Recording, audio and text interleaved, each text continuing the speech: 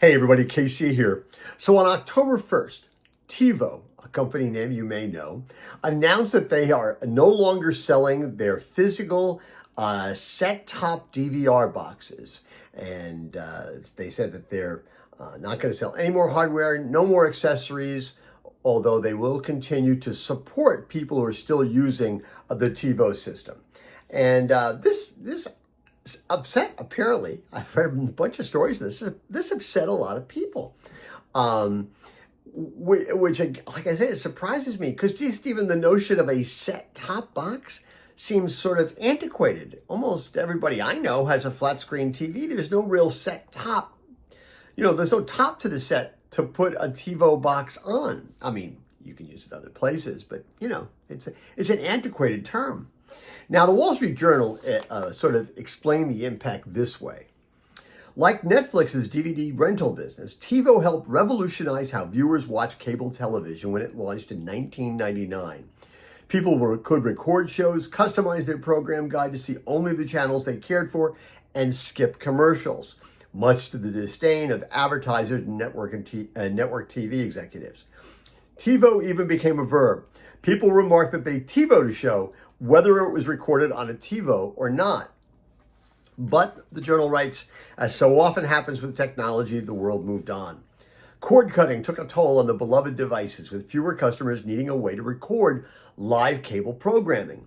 A boom in streaming services also meant that consumers could fast forward and rewind TV shows or tap into libraries of content on demand. Now, the LA Times had a little bit of a different take on it. Looking back, one can see that digital video recorders were a transitional technology in the march from over-the-air broadcasting to streaming, which is wiping out the usage of DVRs. But they were an essential step in the ultimate divorce of viewing habits from broadcast TV's no choice, time and place regimentation. Yes, that's absolutely right. If you're unless you're above a certain age, the phrase must-see TV won't mean anything to you, but that's how NBC used to refer to their Thursday night lineup, right? Must-see TV. You had to be in front of the television on Thursday nights to watch their programming, and people very often were. And, viewing rates were way higher than they are now. The LA Times writes, more importantly, by enabling their users to avoid commercials, though to varying degrees, they knocked a pillar out from the industry's advertising-supported business model. And that's absolutely true. In so many ways, they set the table for the commercial-free versions of streaming services. Although, as it ends up, advertising has become more important to those streaming services, and almost everybody is now offering both a free version and an ad-free version and an advertising-supported version. Now, it's funny. I can't honestly remember when we stopped using TiVo. I know we had a box. It's probably somewhere in the basement along with, 41 years of crap that we have down there. But I have to imagine it was probably around the time that our local cable company started offering DVR services, right? You didn't need you didn't need a tape player, a tape recorder anymore. You didn't need TiVo. It was all built into the cable box that we had.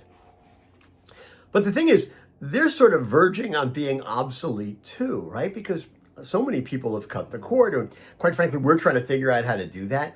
I just need to find some company that can come in and kind of rewire things for me so we can have internet, we can have access to all the streaming services, but still have access to a couple of cable channels like SNY so we can watch Mets games during the summer. This seems to be a little bit beyond my technological capabilities, although, to be honest with you, most things are beyond my technological capabilities. But the really lesson, I think, for all of us is that everything is transitional in this day and age. I'm painfully aware of that. Morning Newsbeat, when I started, people didn't even really talk about blogging. I was pretty early to the whole blogging world. But now it's all about podcasting and longer form columns like on things like Substack. Listen, I think there's still an audience for what I do. That's proven out by you folks every day. But especially because of things like the videos I do like this one, the innovation conversation, and other kinds of different things that I bring to it. But M&B, Morning Newsbeat, has to adjust because, listen, having avoided spending my dotage in print journalism, which is increasingly irrelevant and constantly shrinking, I don't want to be in the digital version of the buggy whip business. It's something that I think about all the time. I think that it's the kind of thing that everybody in business has to think about all the time. Anyway, that's what's on my mind. And as always, I want to hear what's on your mind.